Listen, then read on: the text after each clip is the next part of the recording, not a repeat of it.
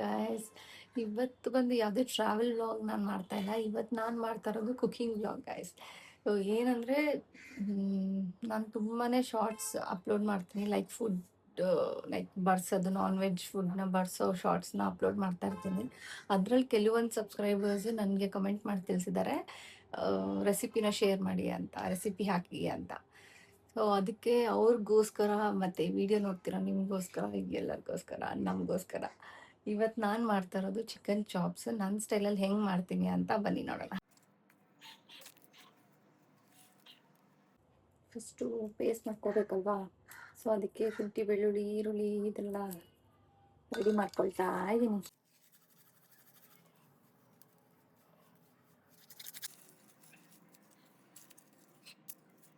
So ಬನ್ನಿ start ಮಾಡೋಣ. ಇವಾಗ ಶುಂಠಿ ಬೆಳ್ಳುಳ್ಳಿ ಪೇಸ್ಟ್ ಒಂದು ಮಾಡ್ಕೊಂಡಿದ್ದೀನಿ. ಫಸ್ಟ್ ಚಿಕನ್ ಒಗ್ಗರಣೆಗೆ ಹಾಕ್ಬಿಡೋಣ. ಓಕೆ,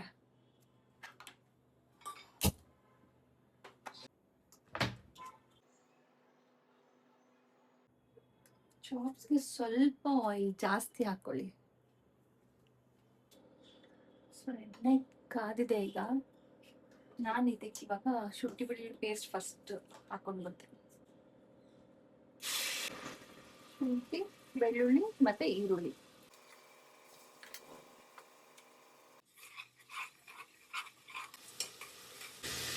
ಸ್ವಲ್ಪ ಅರಿಶಿನ. ಚಿಕನ್ ತೊಳೆದಿಟ್ಟು ನೀರು ಸೋರಕ್ಕೆ ಬಿಟ್ಟಿದ್ದೀನಿ. ಇವಾಗ ಇದು ಕೂಡ ಫ್ರೈ ಆಗಿದೆ. ಈಗ ಇದಕ್ಕೆ ಚಿಕನ್ ಆ್ಯಡ್ ಮಾಡ್ತೀನಿ.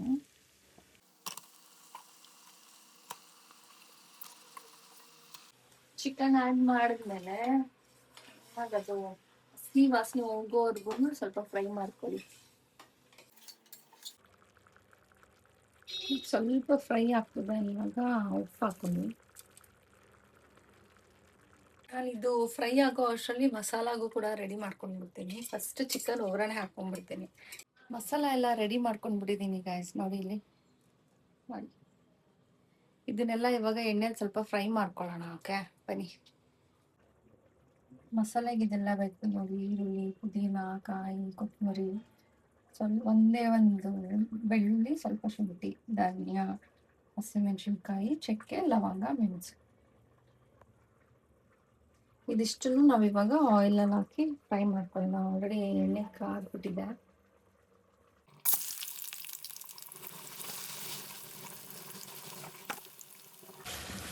ಹಸಿಮೆಣಸಿನ್ಕಾಯಿ,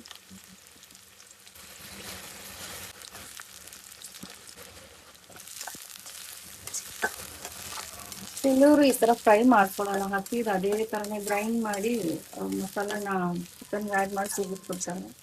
ಬಟ್ ಈ ಥರ ಫ್ರೈ ಮಾಡೋದ್ರಿಂದ ಗ್ಯಾಸ್ಟ್ರಿಕ್ ಆಗೋದು ಸ್ವಲ್ಪ ಅವಾಯ್ಡ್ ಆಗುತ್ತೆ. ಇವಾಗ ಪುದೀನ, ಕೊತ್ತಂಬರಿ, ತೆಂಗಿನಕಾಯಿ ಸ್ವಲ್ಪನೇ ಹಾಕೊಳ್ಳಿ. ತೆಂಗಿನಕಾಯಿ ಹಾಕಿಲ್ಲ ಅಂದ್ರೂ ಪರವಾಗಿಲ್ಲ. ಕಾಯಿ ನಾನೇನೆ ಹಾಕೊಂಡಿದ್ದೀನಿ ಅಂದರೆ ಸ್ವಲ್ಪ ಗ್ರೇವಿ ಜಾಸ್ತಿ ಬೇಕು ಅನ್ನೋರು ಹಾಕೊಳ್ಳಿ ಕಾಯಿನ. ಇವಾಗ ಮೆಣಸು, ಚಕ್ಕೆ, ಲವಂಗ ಎಲ್ಲ ಹಾಕೊಳ್ಳಿ. ಇವಾಗ ಧನಿಯಾ ಹಾಕ್ತೀನಿ. ಮಸಾಲ ಫ್ರೈ ಆದಮೇಲೆ ಸ್ವಲ್ಪ ಈ ಥರ ತಟ್ಟಲ್ಲಿ ಹಾರಕ್ಕೆ ಇಟ್ಕೊಂಡಿದ್ದೀನಿ. ಇವಾಗ ಗ್ರೈಂಡ್ ಮಾಡ್ಕೊಳ್ತೀನಿ.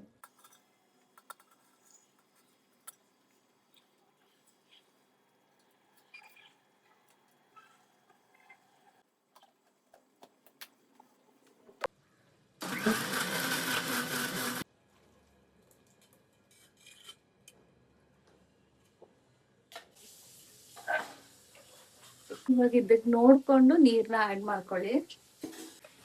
ಈಗ ನೀರೆಲ್ಲ ಹಾಕಿದ್ಮೇಲೆ ಕ್ಲೋಸ್ ಮಾಡಿ ಒಂದು ವಿಷಲ್ನ ಕೂಗಿಸ್ಕೊಳ್ತೀನಿ.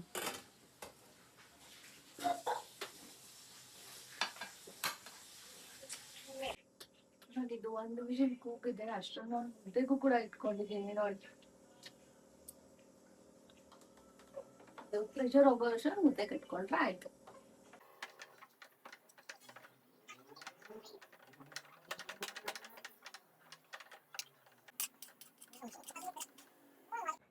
ಮುದ್ದೆ ಇನ್ನೂ ಆಗೋ ಅಷ್ಟರಲ್ಲಿ ಕಬಾಬ್ನ ನಾನು ಕರ್ಕೊಳ್ತಾ ಇದ್ದೀನಿ.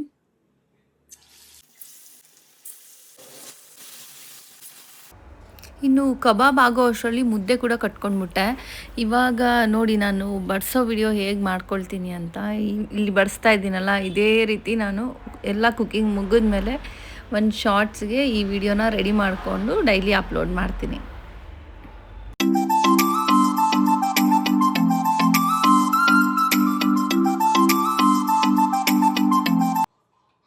ಗಾಯ್ಸ್ ನೋಡಿ, ಊಟ ರೆಡಿ ಆಗಿದೆ. ಇವಾಗ ದಿಲೀಪಿಗೆ ಕೊಡ್ತೀನಿ ಆಯ್ತಾ.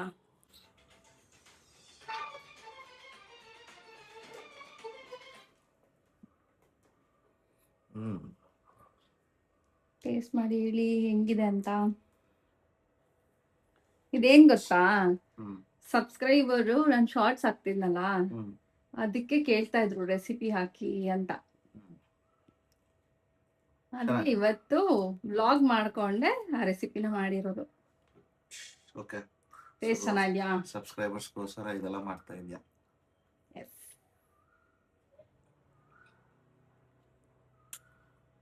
ಗುಡ್. ಮೈಲ್ಡ್. ಈ ವೆದರ್ಗೆ ಬಿಸಿ ಬಿಸಿ ಮುದ್ದೆ ಕಬಾಬ್, ನೈಸ್. Thank you.